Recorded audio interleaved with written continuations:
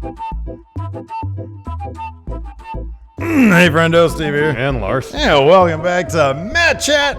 That's right. This is the show where a bunch of patrons, they're paying us way too much money, send in their video questions, and we love every single one of them for it. Yes. Exactly. Anyways, no, this is great. I love this show. This is like my favorite show that we do. I'll be completely honest. Not just because this is the show that, a bunch of our friendos send. Well, that's basically the reason why. Because I like all the friendos sending in their video questions. I think it's fantastic. Don't you? Yeah, it's good. Agree or disagree? Yeah. No good? It's fine. Good? It's great. I like this better than Count Out. Yeah. Because Count Out, I have to do all the stuff in OBS versus kind of a pain in the butt. This, I just sit here and watch you do it. Yeah, I do all that. So I don't have to do anything. You need to talk. I can just sit here and listen to some Jerry Rafferty. Yeah, we were listening to some Baker Street before we got started today. King shit song right Put there, us man. in the mood to debate some real wrestling topics. Speaking of amazing wrestling topics, our first question comes to us via AORM. Oh, by the way, if you want, why are you restarting on me already? Your computer's got something wrong with it. It's got a mind of its own. Anyways, speaking of which, AORM, one of our favorite Matt chatters, has a question. He's hanging out in Chicago. Oh, he's on vacation. He's on some R&R or some shore leave, whatever it is. And he's got a great question. This is my favorite question maybe of all time. Question of the week. Maybe all time, yeah. Hey, friendos, AORM here. So I'm currently on vacation in Chicago, back at home, sweet home. But I have a question for you guys. So in Discord chat today, we just had our own mini Royal Rumble with fast food restaurants. Overall, we had Wendy's going over, but for you guys, who do you guys think would win in a Royal Rumble with all fast food characters? Who would win? Who would have the most eliminations? Who would be the first one out? Who would be the first to the whole 9 yards, guys? Thank you to Sweet Hearty Handshake. I'm out. Thank you, AO Worm. He got he couldn't be more Chicago. He's got that bull shirt on. He seems very happy. Yeah. Who doesn't love a good rest and relaxation? Oh, I know. All right. Also, by the way, I forgot to mention this. Today, it's Money in the Bank Day. Yes, we're streaming later today. We are live streaming our reactions to Money in the Bank.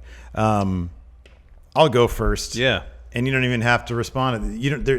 There is no better answer. Oh, I can and I will. There is no. Okay, first of all, the participants, okay? Ronald McDonald. Yeah. He's got his cast of characters, though. Yeah, you got to have the Hamburglar. I feel like Hamburglar will be the Tank Abbott type. He might pull a shiv. Yeah, he might. On some, or a shank, you whatever it is. You got Grimace. Yeah, Grimace. You got to get Mac Tonight in there. More of a Bray Wyatt supernatural type character. Yeah. He's the literal moon. Yeah. You got to have Little Caesars. Yeah, Little Caesars. The Noid. The Noid. That's old school, though. Domino's doesn't use that anymore. No. Wendy's. Some intergender action in there. Jack in the Box. Yeah. Big giant head. Probably can eat a fist. The Arby's oven mitt. Yeah, that's like Hornswoggle. Yeah. He doesn't have a chance. No, here's the answer. HBKFC. It's Colonel Sanders. HBK as Colonel Sanders. He's the greatest Royal Rumbler in history. I don't know if that's true. Oh, I think that's absolutely true. He has probably the best win in history. I don't know. Ric Flair might have that. He came in number one, but the match lasts was only until the end. Yeah, he's not the only person to do that. And of the people who have done it, that was the shortest of the matches. It was 38 minutes. It's HBK, greatest Royal Rumbler ever. As his HBKFC persona, he'll beat any of these guys, any of them. He's the only legit wrestler in the pack. You don't know that. You don't know what the Burger King's amateur background was before he was the king of burgers. Just because. Is that your answer, the Burger King? I got to say, I gave serious consideration to Mac Tonight. Supernatural character. Yeah. Yeah, sure. And I have fond memories of Mac Tonight from when I was a kid. Yeah, absolutely. I'm kind of bummed out that McDonald's doesn't bring back Mac Tonight. Remember when I bought off eBay all those 5? Cups? I never saw one of them. I don't know where any of them are anymore. I bought 5 of them off eBay, all for you. I was going to take one. Yeah. Never gave them to you. No. Held on to them. Have no idea what happened to them. Yeah. Like I used them all for various things. Like I remember you used to produce one and drink water while we were shooting stuff. Yeah, exactly. Yeah. I don't tell you, man. Stuff happens. But yeah, no, fine. Come on, it's HBK. No, it's the Burger King. You're crazy. Just because he walked Floyd Mayweather. Nah, it goes well beyond that. Was it Floyd Mayweather? Yeah. Yeah, okay. And he showed up randomly at the Kentucky Derby a couple years back. It's pretty fun. He had his own video game. He had his own video game. It was a stealth. He was a stealth fighter. What's wrong with stealth that? doesn't help you in the Royal Rumble. Sneak King. Oh, man. That's what it was called. No way, man. And yeah, man, he lays low. He'll be the one that kind of lays on the apron, hugs the ropes like Road Dogg did a few years back, or several years back. And when the opportunity presents itself, he will strike and he will eliminate HBKFC and take the prize home. Winner of the fast food Royal Rumble. You're crazy. It's the Burger King, man. Who's the coolest? Burger King. He goes up to somebody he's about to eliminate, does this. Man, clothesline elimination. Look at how KFC has embraced the zeitgeist with all the rotating cast of comedians playing the Colonel Sanders.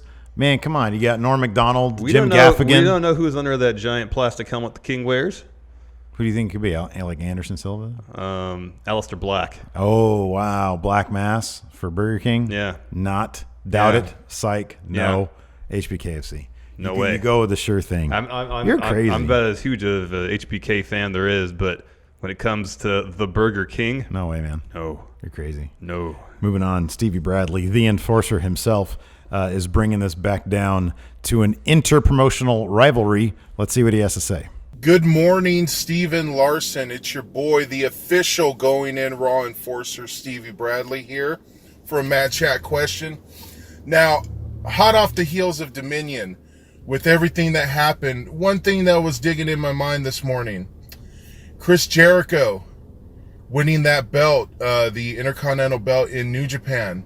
Does that now make him the greatest Intercontinental champion of all time? And if that's the case, is Chris Jericho now on your personal Mount Rushmore? Let me know your thoughts, guys. Too sweet, hearty handshake. You got to not drive while you're doing questions, man. Oh, well, that just made me nervous. He was a hands-free situation. It was fine. Oh, that's dangerous. He was looking directly at us, though, and not the road. Well, he was stopped at the stoplight, looked like, was proceeding at a no. low rate of speed, Oof. and he wrapped it up. Oof. You got to trust the enforcer. Anyways, I'm not sure. Look, I entrust him. I trust the enforcer to have our backs in a bar fight, but maybe not to shuttle us from venue to venue. I'll trust the enforcer. Wow. Anyways, I'll go first. Yes, Chris Jericho, the greatest Intercontinental champion of all time. As far as I know, he is the only person to win the Intercontinental Championship in multiple promotions. I did zero research to back that up. I'm just guessing that's hopefully the case. I don't know. Did Shelton Benjamin win the IWGP Intercontinental title when he was in New Japan? Probably not. You talk, and I'll look it up. Oh, yeah, look that up, see if what I just said was right. It might not be. Regardless, Chris Jericho still holds the record for most WWE Intercontinental title reigns. He's now a one-time IWGP Intercontinental Champion. He's proven across multiple promotions, two in fact, that he is worthy of holding that title. Mm-hmm. I know you said this before, so I'm not really spoiling your answer. La Sombra had it. Oh, interesting. That's cool. I'm not really spoiling your answer because you said this the other day, that you still consider Miz the greatest Intercontinental Champion of all time because Jericho's accolades in total transcend the label of greatest Intercontinental Champion of all time. But I think he can be more than one thing. He can be more than the GOAT. Part of being the GOAT can include being the greatest Intercontinental Champion of all time. That's an accolade that could fall under that umbrella very easily. The second part of Stevie Bradley's question is Jericho on my personal Mount Rushmore. I don't think he's quite there yet. So top four. Who's your personal Mount Rushmore? Well, there's, of course, Minoru Suzuki. Oh, my goodness. Okay. There's Shawn Michaels. Yeah. Can I ask Suzuki on there twice? Pancrase, Minoru Suzuki, plus current New Japan. It's Minoru your Suzuki. Mount Rushmore. Done. If you want to waste entries, go ahead. Gotta do Suzuki. I get it. I went Minoru Suzuki now, Pancrase, Minoru Suzuki in Virtual Pro Wrestling 64. That's probably prime. That takes the George Washington spot. And then I'll have Shawn Michaels on there as well. Okay. 3 Suzukis and an HBK. Yeah. Maybe the worst Mount Rushmore. Oh, that's the best. I mean, it'd probably be the really devastating one. No, listen. Jericho is on my Mount Rushmore right now. It's probably Stone Cold, Farmer Brown, CM Punk, and yes, Chris Jericho. Is he the greatest IC champion of all time? No, and it's simply due to kind of a technicality. His best work was not as Intercontinental Champion. Miz is the greatest Intercontinental Champion of all time. He has done so much to elevate that title. His best work has been as Intercontinental Champion. Chris Jericho's best work has been outside the Intercontinental Championship scene. I honestly think he was an IC champion for as long as he was, or for as many reigns as he was, because he was one of the most reliable guys in the company. He's one of the all-time greats. But I don't think of him as, the Miz, his best work has been as IC champion. And I kind of think that's the qualifier. MVP was the U.S. champion. Okay. So, I mean, that's kind of the closest you're going to get. Let me ask you this. Say the Miz, he wins Money in the Bank today, Sunday, goes on, cashes in on Daniel Bryan, has an incredible reign as WWE champion. A period of which that many people consider that his best work. If that were to happen, would you be swayed to think that he would have to Jericho could assume the mantle of greatest Intercontinental champion? I in mean, your I mind? guess the conversation would have to be had. The conversation would have to be held, I guess. But I kind of find it difficult to believe that he would have, he's done his best work. I think I'll put it this way: the Intercontinental Championship, I don't think has ever been better than with the Miz. Him with the IC title has been the best IC title stuff there's been. And so for him to leave the conversation of IC champion, somebody else would have to come around and have have to define the IC championship in that sort of way. Mm-hmm. And I just think it'd be really difficult for anybody to do that. All right. So that's sort of my answer. Okay. I mean, is he one of the all-time greats? Yeah, but at a certain point you sort of transcend mid-card greatest of all time. He enters the lexicon of, all-time greats. Yeah. So understood. That's my feelings on that. Now getting back to what I said I thought Stevie Bradley was doing, Thayer Thabata wants to talk about interpromotional rivalry. Yeah. Which Intercontinental Championship is most prestigious? WWE or IWGP? Thank you, Thayer Thabata. That was quick. That was quick. He does quick questions now. Fast talker. Yeah. Yeah. Anyways, I'll go first. It's the WWE Intercontinental Championship. The IWGP Championship has only been around since 2011. MVP was the first one to win it, so that's Granted, the first person to have the IC Championship was Pat Patterson. Won a tournament that never even happened. Which is kind of cool, man. That's really neat. It's like an Unsolved Mysteries thing. No, it's been solved. Didn't happen. The man to bring the IWGP Intercontinental Championship to sort of prominence was Shinsuke Nakamura, which is like a couple of years ago. Well, it was like further away than not that. It was 5 years ago. Not exactly a long lineage. And even if you take a look at who's holding it now, Chris Jericho, one of the greats, sure. Prior to that, Naito had it for half a second before Suzuki had it before him. I mean, Suzuki had his best belt in the world. Seth Rollins has it right now. So even right now in this moment, Wait, Seth Rollins has the IWGP Intercontinental Championship? No, the WWE Championship. Oh, you didn't say that. I got excited for a second. The title change happened, cross promotion that I pretty wasn't sure aware you of. would know about that one. The WWE Intercontinental Championship right now is the top championship title on the top brand in the WWE, the top promotion in the world. So yes, even right now, the WWE Intercontinental Championship is much more prestigious than the IWGP Intercontinental Championship. That's a fact. There is no scenario in which you can state the IWGP Intercontinental Championship is a more prestigious belt than the WWE IC title. So, no, we can just move on now. No, I'll DJ Mott has a question. I'm going to try to make the case for this because that's what I'm supposed to do. Here's the thing. I'm happy you brought up Nakamura's reign as Intercontinental Champion because that's when he did bring that belt to prominence. He was a 5-time IWGP Intercontinental Champion.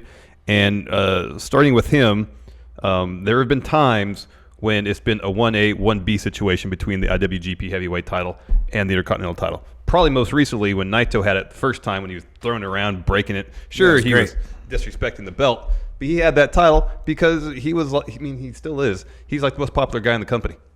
Okada had his amazing title reign. Meanwhile, you got Naito over here busting this belt to shit as the most popular guy. Sure, him treating the belt like that could probably be seen as disrespectful. At the same time, though, he put such a focus on that title that it becomes... Here's what I love about it. The reason he hated that title so much, he wanted to bust it to hell, was because that title, the match for that title, took his Wrestle Kingdom main event away from him. It was Nakamura versus Tanahashi. I thought he said he hated that title because there was too many titles. Well, that's what he said, but if you... listen. The subtext of it was that he still held a grudge because he lost his Wrestle Kingdom main event. When has the Intercontinental title ever main evented WrestleMania? No. He couldn't even sell his IC title for a ham sandwich, so I don't want to hear about it. Intercontinental He title. tried to. The IWGP Intercontinental title is a prestigious belt, but it's not currency. It is not Well, legal tender. Well, Now, would you if make he a ham tried- sandwich for a if he had title? tried to go like to a swap meet and bartered, Flea market, yeah. flea market, then he might have gotten somewhere. Let me ask you something. Swap meets. Is that a fairly literal definition? Do you go and barter? Maybe, originally. Yeah. I mean, yeah. I don't know if you can go there, say, I Today, have, like Denios. That's a flea market, though. yeah. Like if you go to a swap meet and say, look at this awesome velvet painting I have. What can I get for this? Of the wares you have. The only swap meet I'm aware of is the Slauson swap meet, and I just know the name because of the Dr. Dre album. Oh, yeah. Yeah. I've been to a swap meet before in Vegas. Did you observe bartering? No, I was young. I bought stuff. Oh, but you didn't barter. Mm-mm. But then what would you, if you're young, what would you have to barter really? Nothing. Nothing, right? No, just Interesting. toys. Yeah. Well, at the time, I was really into baseball cards, so I could have done some deals. 'Cause that's what I bought. Yeah, okay. Um, Anyways, it's WWE. no, right now Been it's around for it's how long? WGP, man. No, you're Look who crazy. just had it. You're Minoru crazy. Suzuki, the greatest wrestler of all time. Okay, see, you're tainted. You're tainted. When he has that You title are around his tainted. waist, that immediately Look means who has it right now. Your favorite wrestler, Seth Rollins. He's not my favorite wrestler. Minoru Suzuki is my favorite wrestler. I think deep down, you know the truth. Yes, Minoru Suzuki is my favorite wrestler of all time. You just look deep down? Yeah. Oh, okay. I don't have to look deep down I stand corrected. and know that fact. It's a fact. I've known that for a while. DJ Mott has a question, Larson. Why don't we just answer his because you're wrong here. No, I'm right. You're wrong. Hey, Stephen Larson, DJ Mott here. Quick question for you. Who do you think going into Sunday would benefit more from winning the Money in the Bank briefcase? Samoa Joe or Kevin Owens? I think Samoa Joe, just because I want to see the matches he's going to have with AJ and Daniel Bryan and Shinsuke. But on the other hand, I also want to see Kevin Owens because I think he's earned it. So what do you guys think? Thanks for taking the time. See you later. Thank you, DJ Mott. Thank you, DJ Mott. I go first. Did he make that video even more vertical than vertical videos already are? It feels like it was like a little sliver of video. Oh, yeah. Yeah, I don't know. Focused mainly on his mouth. I don't know. In any event, good question. You Yeah. go first. Oh, Who? it's Joe. Who would It's benefit Joe. most? Since his debut about a year ago, Joe has kind of hopped from mini feud to mini feud. He's had a couple things interrupted due to injury, but there's never been a prolonged feud that Joe's been engaged in. Sure. And beyond his feud with Seth, and his stuff with Brock, there really doesn't seem to be a whole lot of direction for Joe. Yeah. And I feel like if he were to capture that Money in the Bank briefcase, first of all, he would do fantastic work with it. Yeah. He's one of the perfect guys. Him and Owens are probably the two. Him, Owens, and Miz are the three perfect guys to win that briefcase. Sure. But more than anything, I feel like it would give Joe purpose, direction. There would be storylines that would just present themselves because he has that briefcase. And that hasn't always happened during his tenure in WWE. He's kind of skipped around from thing to thing, nothing prolonged. Some highlights, but not a whole lot of truly memorable moments I can think of for Joe, apart from the bit with Paul Heyman when he got in his face, Oh, told me he was great. going to put him to sleep. Oh, that was great. Yeah. That was like his most memorable moment so far in WWE. Yeah. Anyways, I feel like Joe with briefcase, he can carry it with class. He can be sinister with it. He can drive people crazy, teasing cash-ins. Yeah. I think it'd be great, and I think he'd benefit tons holding that briefcase. I don't disagree with you. I feel like this is sort of a 1A, 1B situation. They kind of occupy the same space on their respective brands. I would say my personal feeling is Kevin Owens would actually benefit more from having the briefcase.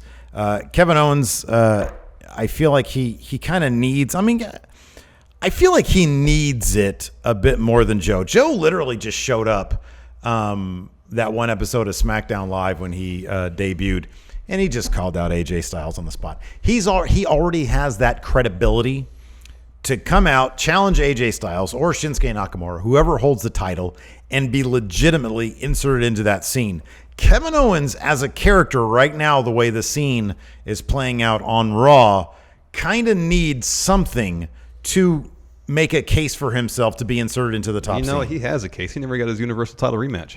Yeah, but they never care about that. I mean, in that respect, Finn They Balor has brought the it up. exact They brought same it case. up this last week. Yeah, no, I know, but that never seems to No, matter I with know. management in It the should. storyline. It should, because it's conveniently forgotten when it helps them push the stories they want Finn's to. been talking about that forever. I know. Yeah, he's another guy who never got his rematch. In any event, right now Brock Lesnar is out there in the universe somewhere fighting aliens, supposedly, for this Universal Championship. Wait, aliens? Yeah, that's sort of the joke. That's why he's not around. Because Where does that joke come from? It's I've never heard Universal that. Championship. I don't know. It's fucking Twitter, Facebook. Oh, all Pay right. attention, maybe. Maybe get out in the world. Look at stuff.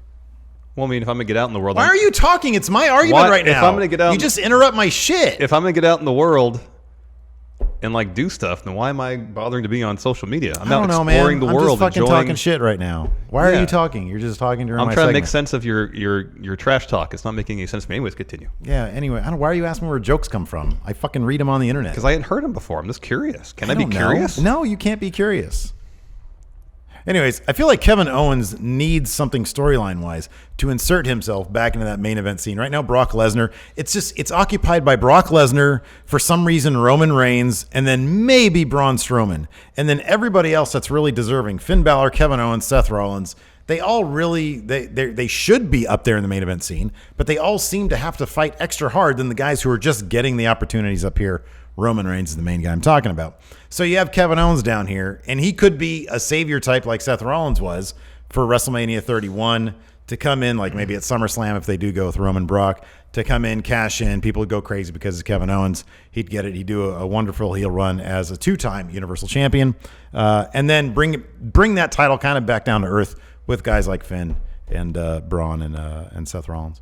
So I don't know. I feel like Joe doesn't really need it because the WWE title is more sort of grounded on SmackDown than the Universal Championship is on Raw. And so I think storyline-wise, it makes more sense for Kevin Owens. All right. That's why. Can I ask you questions like for the rest of the show or no? No, I don't. You do what you want to do. This is your show. You can do what you want to do. Do we have another question loaded up? Yeah, we do. We might want to load it up then, huh? Well, it's ready to go. Go ahead. This one's from TNA for Life. Let's see what he has to say. I love him. Come on, play the question. Do it. Come on, dude. I like this guy. What up, friendos? It is TNA for Life here for another Matt Chat question. Steven Larson, I want to know if you could have one of these tag teams in the WWE and only one, which would it be? The Young Bucks or the Golden Lovers? Thank you very much. Too sweet. Hearty handshake. Peace out. Thank you, TNA for Life. I love that name. It's a great name. Are you watching Impact yet? No. God, fucking useless. Anyways, which tag team would you rather have in the WWE? Well, you go first. I went first last time. Young Bucks. All right. Why? What do you mean why? They're great. Yeah, they are. Have you not seen a Young Bucks I've seen match several. before? Yeah. I They're just saw really them good. this last weekend. Why yeah. wouldn't you want them in the WWE? Well, I do, but if Yeah. I had to pick between the Young Bucks and Golden Lovers, give me the Golden Lovers. Oh, they're really good too. They are Golden great. Lovers. They're great. That's my choice. No, Golden that's my Lovers. choice. No. We can't have the same choice. Young Bucks. Okay, then I'm Golden Lovers. How about both teams? Well, ideally, yes. No, the answer is the Young Bucks. Am I going first here? Yeah. Young Bucks. Yeah. Because look at them, man. They're money. There's so many. Look, right now you got some really great tag teams in the WWE. You've got the New Day. You've got the Usos. You've got the Undisputed Era. You've got Heavy Machinery. You've got Street Profits. You've got War Raiders. TM61. You say Thebar? Ascension. Yeah, Thebar. Usos? No, You you mentioned got Usos? a ton of great tag teams, and I feel like, look, do the Young Bucks need ever to go to the WWE? Of course they don't. Would it be a shame as a fan of professional wrestling not to be able to see the Young Bucks on the grandest stage of them at all, to see if they can take on the challenge of wrestling, telling compelling stories in the ring under the restrictions the WWE has on their wrestlers? Yeah, it'd be fun. I think it'd be a blast. I think it'd be great. And yeah, I mean, they're the iconic tag team right now in the world of wrestling. Golden Lovers sometimes, I mean, Kenny's a singles guy. They're not really a tag team. They're not going after tag team gold. So, I mean, honestly, the Golden Lovers coming to WWE, it would just be an excuse to have a singles run with Kotobuki and a singles run with Kenny Omega. Yeah, that's what I was going to say. That's fine. That's fine. Be a way to introduce them, and then they can eventually split, do their own singles runs. Can you imagine WWE Creative trying to handle a Golden Lover storyline? I don't want to. No. So maybe there's the answer right there. Yeah, that could be. Yeah. So, anyways, there you go. But then again, any avenue by which Kenny Omega and Kotobuki could find their way to WWE. Could you imagine, Thumbs up dude, to Kenny that. Omega and Seth Rollins going at it over that Intercontinental Championship? That'd be great. The most prestigious title on Raw. It'd be pretty great. Be pretty in wrestling. Add Kotobuki in the mix there too. Oh, who wouldn't want that? Oh man, Absolutely. Man, I want to see Kotobuki versus Seth Rollins. That's gonna be spectacular. You know, I'd love to see Kotobuki on 205 Live. Because had he signed with the WWE, that's where he'd be. I know, but he didn't. No, I don't want to see that. I don't want to see that. No, he's a heavyweight now. Yeah. Anyways, the B-Man, Patrick Sparks, he's got a question. Roll this one. I like this question. What? Patrick Sparks, he's got a question. Come on, you hit the button. I thought the space bar would do it. Nope. Bastard. Hey friendos, Pat here. So, Money in the Bank, Sunday. It's going to be fun. Personally, I kind of want either Miz or New Day to win. But I would probably more prefer New Day because it'd be a lot more fun, the Freebird rule and everything. The only thing that scares me about that is part of me thinks that Vince or just booking, creative, whatever, in the first place is going to think that to end said storyline, they're going to split up the New Day. So, I want you to debate how in any way this could be beneficial to the company or New Day based on storyline, or how it would be detrimental. Thanks, friendos. Bye. Thank you, Patrick Sparks. Thank you, B-Man. B-Man. Anyways, we don't really have to debate anything here. Is there any benefit to breaking up the New Day? No. I think they can pursue singles gold while still being a unit. Yeah, they could sort of transition if they're going to stay away from tag team wrestling. They can transition into more of a faction. Yeah. But, I mean, look, we heard this months and months and months ago, and there seems to be some sort of validity to it, maybe. Oh, that McMahon really, really wants to make them, sort of historically speaking, the greatest tag team of all time, so he's sort of endeavoring to do that. And they haven't been broken up, so I assume. And here's the thing about the New Day is that even in their tag team matches, they are still innovating tag team wrestling.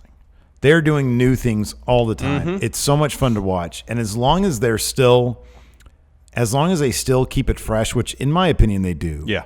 There's zero reason to break them up. Exactly. There's no reason why Big E can't chase the WWE Championship while still being a member of the New Day. The idea of them, which we floated endlessly, of them freebirding the WWE title, a singles title, is intriguing, is different, it's unpredictable. It'd be tons of fun.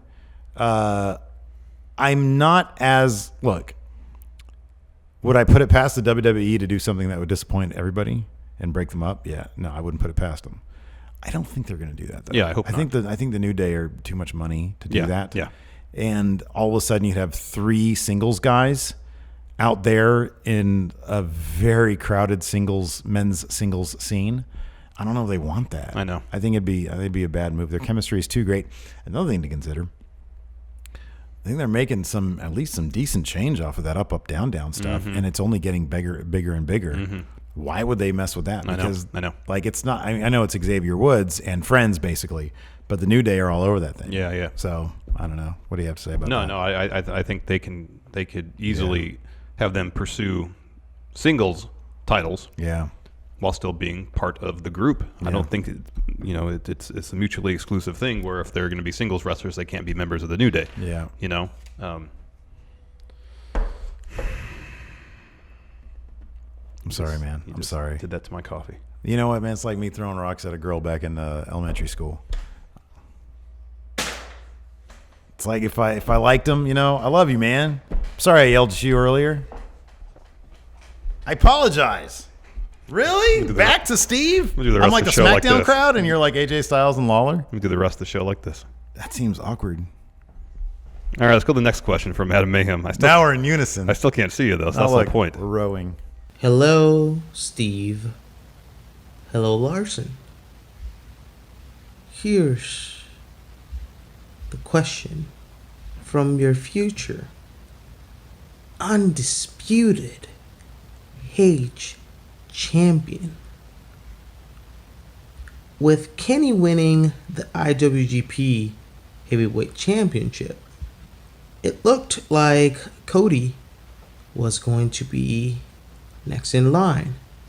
Now, would you rather have Cody winning the ROH belt and the NWA World Heavyweight, and then have Kenny win the G1 Climax, meaning that he chooses his opponent, and him choosing Cody to vanquish him once and for all? Or would you rather have Okada win the G1 Climax and challenge Kenny?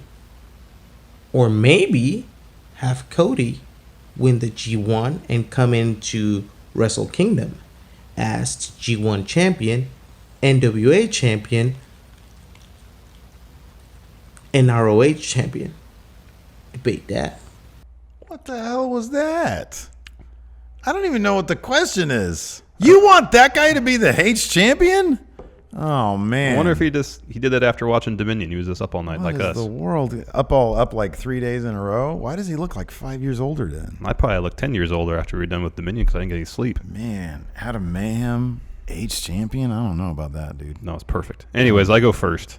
What is the question? So essentially, he wants to know how he want this whole Kenny Cody Okada G1, and if he did record this after watching Dominion, he recorded before it was announced that we're gonna get Cody versus Kenny 2 at G1 Special in the USA. Not to say they couldn't have a rubber match at Wrestle Kingdom, but since we're going to see Cody versus Kenny at G1 Special in San Francisco. Did I say in USA before? In San Francisco. And we've seen... San Francisco's in the United States. Thank you for that.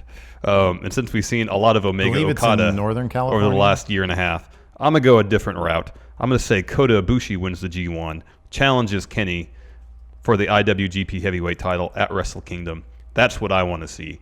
I've only seen a little bit of their match from 2012 in DDT Pro, and it's ridiculous. It's awesome. I think Sami Zayn calls it the best wrestling match he's ever seen, or at least at the time. So if they can do something even close to that, yeah, that's when I see main event Wrestle Kingdom. I say this with no snark, no sarcasm, and not because I feel bad for yelling at you earlier, which I still do. You didn't need to yell at me. That was completely... I agree with everything you just said. I didn't deserve that. I agree with everything you just said. Yeah, man, Kotobuki versus Kenny Omega. That'd be great. That's what I want to see happen, too. I really don't want Cody to be in the IWGP scene. I think NWA champion is perfect for him. Oh, that's perfect. Because he can fight guys like James Ellsworth, Nick Aldis, Smashing Pumpkins. He can take on all those guys. And it'd be totally cool. Are you okay? Hit my funny bone on the chair. It's called karma, man. That's why we need to be united. See, golden lovers right here. By you saying that, I could tell you're not sincere in your apology. Aging lovers. Lemon party. Ew. All right, let's go on to our next question from Chase. Let's see what Chase. Money's in the Chase. Let's see what Chase has to say. Steve Larson, quick question: who should WWE sign next for a female wrestler? I see Mia Yim or Jazzy Gabbert. They're both healthy and they're both good. And yeah, quick note though, Larson, you are the Kofi Kingston going on, dropping Luchanda as Helton like that, like Kofi dropped his accent. Bye. Thank you, Chase. Thank you, Chase. Best Hogan match ever. No, that's not the question, man. What is it? What is the question? You have the notes right in front of you. Which woman wrestler should WWE sign next? You go first. Oh, the next one is the best Hogan match. Yeah. Spoiler alert. Oh, man. Oh, give me Sienna. I think she's great. I think she's dealing with some sort of injury or something. I think she had like a blood clot in her or something. And so, like, she hasn't been on Impact lately. But, man, I'm looking forward to her coming back. She's great. She's like a really fantastic. She has a great heel personality. A really good wrestler. And she comes out with her, like, she does like the pinkies up thing. It's great. I think she's fantastic. So I'm going to say Sienna from Impact Wrestling. All right, I'm going to mention another Impact wrestler, a recent signee, Tessa Blanchard. Wow, what a great answer. Good job, you. So we saw her one match in the Mae Young Classic. It was phenomenal. Maybe the best match in the entire tournament, easily top 3. I know she's just recently arrived at Impact. I don't know what kind of deal she has. Impact. I think they just kind of sign on per appearance. So I don't think it's a long-term thing. It'd be great if she showed up in NXT. Made her way to the main roster. Yeah, man. She's great. Oh, yeah, she's fantastic. Do you watch her on Impact Wrestling right now? I don't watch Impact. She's doing really good stuff. May I ask why you don't watch Impact Wrestling? It's good, man. You should watch it. You don't like Moose? I like Moose. You don't like Penta Seto? I love me some Pentagon Jr. Yeah. Eli Drake. Yeah, I like Eli Drake, but he's probably going to head to NXT sometime soon. Austin Aries. Eli Drake's like in his late 30s. I don't think he's going anywhere. Anyways, who's next? Minnesota Joe. Oh, I love Minnesota Joe. Hey, friendos. It's the Friendoverse Goatee Champion, Minnesota Joe here with another Matt Chat question. Now, this week, I wanted to give a question about Hulk Hogan because you guys, everybody in the world, we all, call him a bad wrestler, and they're like, yeah, he wasn't that great in the ring. He was a backstage politic, Sometimes not really as liked, back since, everything's happened to him and all that. But, one thing we never really talk about too much is, what's the best Hulk Hogan match? What's your guys' favorite Hulk Hogan match of all time? Let's just be a little positive for the guy once in a while. Thanks, friendos. Too sweet and a hearty handshake. Thank you, Minnesota Joe. I got to go first. Minnesota Joe. At first, I had Hogan versus Macho Man at WrestleMania 5, and I thought about it and said, no, it's Hogan versus Rock at WrestleMania 18. Hogan's wrestling skills, such as they were, diminished quite a bit when he came back to WWE. I mean, he could barely do anything. But nonetheless, the way those two captivated that crowd and made for such a memorable match. Technically, yeah, it wasn't the best, but it was so enjoyable. The character work was so great. The crowd was so into it. I'm hard-pressed to think of a better, more enjoyable match that Hogan was involved in. Yeah, that's good. I would say Hogan versus Ultimate Warrior. Oh, at Halloween Havoc 98, right? If you want something that's so bad it's good, that's a good one. I don't even know if that's... His match against Warrior at Mania actually wasn't terrible. For a match between those two guys who were traditionally really bad, it's actually fairly serviceable. The crowd is huge into it. It had a fairly shocking ending. Warrior's face paint came off at one point, and that was weird. It happened on all his matches, man. Yeah, it was really flimsy face paint, but to see it on the grandest stage of them all, this is pretty interesting. So I'm going to go with that one. I mean, if you take out, Hogan v. Hidden Cam, which he obviously jobbed to. So beyond that, I think that's probably his best match. No, man. I haven't seen any of his matches from Japan. I know. He was Ichiban. Mm-hmm. I haven't seen any of those. Yeah, no. I'd be interested to see if his ring work was any more serviceable. If his work rate got above -2. Yeah. Anyways, next up we got a question from Zach S. He's going to talk about Takeover Chicago. Yeah, let's see what Zach S has to say. From watching many friendos out there, it's your official Friendoverse IWGP Heavyweight Champ Zach S. Come at you with another match chat question. The question this week is simple. What match should main event NXT TakeOver Chicago? Should it be Johnny Gargano versus Tommaso Ciampa in a street fight, or Velveteen Dream versus Ricochet? Thanks, boys. Thank you, Zach S. Thank you, Zach S. Steve, you got to go first here. Well, this is easy, man. The friggin' NXT title is on the line. Alistair Black versus Lars Sullivan. That's the match that should end the card. It should be always... what is the most prestigious title in this NXT championship? Alistair Black versus Lars Sullivan. That should main event. No, it's going to be Ciampa Gargano. Probably will be, but it main shouldn't event be. The last takeover. It's the A story right now in NXT. Sadly. It's going to main event. Should it, though? Yeah, why not? Why not? I mean, honestly, I think it should be Undisputed Era versus Danny Burch and Oney Lorcan. Yeah. Because I want Undisputed Era in the main event all the time. Yeah, okay. See, we can agree on that. Come here. Come on back to me. Can we hug? No. Can we rub butts? You gotta. You're still in my doghouse right now, man. Can I give you some flowers? That's a start. Really? You would take flowers from me? That's weird. Why is that weird? I don't know. You don't seem like a flower guy. Not really, but it's a gesture would be nice. I got a gesture for you. Load up the next question. Oh my goodness, you just set yourself way back. Next from Broken Steve. Let's see what Broken Steve has to say. Good day, verse of friendo. Broken Steve here with another wonderful Matt Chat question for you this week. My question is, the Elite of Gold versus the crumbling Bullet Club of Cody, Marty, Hangman, and question mark. My question is, fill in the question mark. Who is the fourth person to take on the Elite of Gold? And who wins? Thanks, friendos. Thank you, Broken Steve. Thank you, Broken Steve. I got to go first. Oh, it's Stephen Amell. Stephen Amell and Cody Rhodes are buddies, based on Cody showing up on an episode or two, or Green Arrow, or Arrow. That's what it's called.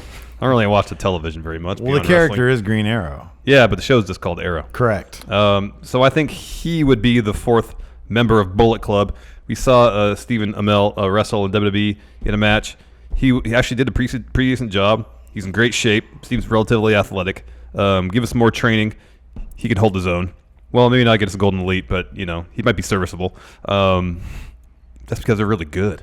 Yeah, no, that's the problem with Stephen Amell, man, is that he's a crap wrestler. But here's the problem, though, is that everybody else in Bullet Club is not aligned with the Cody, Marty, Hangman Page faction of the faction. I disagree. It's just Stephen Amell. There's one man who introduced this man.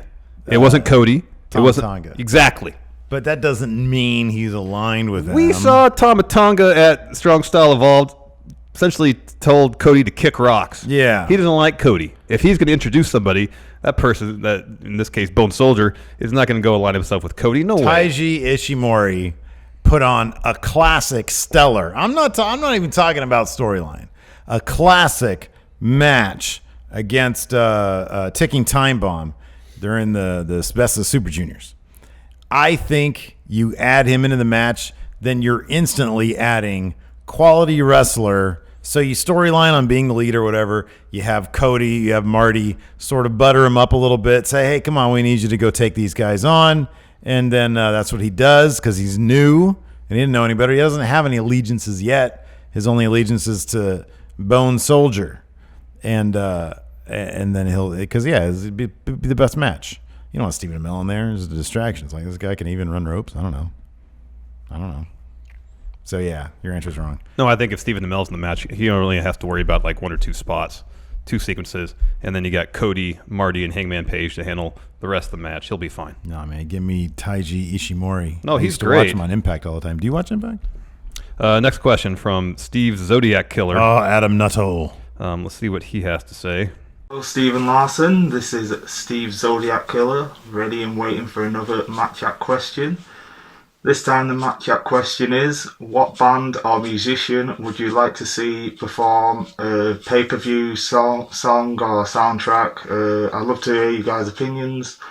Thank you, and I'll see you next time. Man, I'm starting to get really worried about Adam Nuttall. He's taking this Zodiac Killer thing way too far, and I'm starting to get scared for my own well-being. All right. Not so much for yours. Anyways, moving on. You get to go first. Next question from Thomas Fox. No, we didn't answer his question. Oh, man. Give me Bully. A lot of people might not know much about Bully. It's this great band from, I don't know, somewhere here in the States. I think they're doing like a European tour right now. You should check them out. They're really good. I could totally see them doing like a takeover song, more than a WWE song. But maybe it's the same way. Maybe you do like a NXT song first, and then you graduate up to WWE main roster status for their theme songs. But I feel like they're just going to get like Kid Rock or Diddy again. Who's doing the theme song for Money in the Bank? Oh, it's the same one they've used for a while. That's a bummer. Yeah, give me Run the Jewels. Yeah. Both LP and Killer Mike are wrestling aficionados. They're pretty darn popular. Look at this picture of a grilled cheese sandwich that Britt Baker just put on her Twitter. Oh yeah. I think they would use one of their songs for the Money in the Bank theme. I think that'd be spectacular. Yeah, man. Give me Run the Jewels. There you go. That's my answer. All right. Well, good answer. You know what? That was thoughtful. Can you just turn this way? I wanted to say something nice to you. That was thoughtful, engaging, synergy. I mean, I could stand without You're all trying not to smile. So condescending towards me. Come on, can you put on the new question? That's the last video question. We have two more chat or text questions. Yes. Oh dear. Thomas Fox has a text question. Which non-UK superstar should be the first to hold the UK championship? Obviously, it should be Roderick Strong. That guy had a beef with Pete Dunne, so give it to the Undisputed Era. You mean Peter Dune? Peter Dune. Well, your answer you wrote down here is Kyle O'Reilly. So? All right. Go off script. So I don't mean you're not even facing the right way right now. I'm facing the way I want to be facing, and I should be facing. An idiot. No, you're the one who looks like an asshole. So I don't know. Like, does he mean not in the United Kingdom division or not from the United Kingdom? If it's the latter, fucking email. Then it's going to be Travis Banks. He might be my favorite to win this upcoming tournament. He could beat Peter Dune for the United Kingdom Championship Peter Dune at the conclusion of this tournament, and have Pete Dunne move on to larger things at NXT and up into the main roster. Travis Banks, great wrestler. He make a great United Kingdom champion. If we're just talking about someone not in the United Kingdom division, I just thought about this on the way back from getting coffee. Shane Thorne split up TM61. I know they're really good, but heck, split them up. Shane Thorne, he's outstanding. Great wrestler, ton of charisma. Super good-looking guy. Yeah. And then on the flip side of that, you have Nick Miller. It's like, man, remember that movie Mask? All right, we got one more text question. From Eugene Reyna. First-time question asker on Matt Chat. Thank you, Eugene. Thank you, Eugene. He says, I love the show, and Steve, you're awesome. He says, so Eddie Guerrero's death was exploited for storyline. That much is obvious. Yeah, it was. Even back then, I felt like, ooh. I know. He says, my question is incorporating real-like deaths into storylines really necessary? Oh, real-life deaths. Real-life deaths, yes. Into storyline really necessary. Does it enhance story, or is it just tacky? The answer is totally tacky. Yeah, I remember the CM Punk Undertaker feud leading into WrestleMania. The Paul Bearer stuff? Yeah, because that's shortly after he passed away, and just thinking, this is too much, way too soon. Yeah, no, I agree with that. I remember thinking the same thing. Yeah, it's just, dude, come on, man. Come on. It's not good. No. I'm not huge into it. Nor am I. I mean, it's different from, like, tribute shows. Like, tribute shows are totally cool. Yeah. You know? But if you're, Yeah. But like in Eddie's case or Paul Bearer's case where they're, no. Don't need it. Yeah, and with Eddie, they were getting really deep with it. It was, like, super thick. Yeah. And it was like, man, I don't know. That's not good. It's too much. I mean, you don't need to do it. Just don't do it. No, don't do it, man. Don't do it. Just be cool. Hey, man, just be cool. I'm sorry I yelled at you. Can you come back around now? This is the end of the show. Are you gonna come back around by Money in the Bank live stream? That's see. Hours away. We'll see. Hours away. Let's see if you bring me flowers. I'm not bringing you any flowers, dude. Well, it's like a waste of money. Can I get you like an e-flower? Can I just send you a picture of a flower? What about Can I send you a picture of a butthole? What is that? Those called edible arrangements. Give me one of those. You want some like weed? No, edible arrangements. The fruit. Some cookies? No, the fruit stuff. Oh man, I'll bring some cookies to the live stream. It's a terrible idea. And then we'll do the live stream. It'll be our high stream. No good? Terrible idea. Really? It'll be in our bloodstream. Thanks for joining us, everybody. Where's my marker? We'll see you in a few hours for Money in the Bank. I want to write on you. We'll talk to you guys later. Bye. Bye.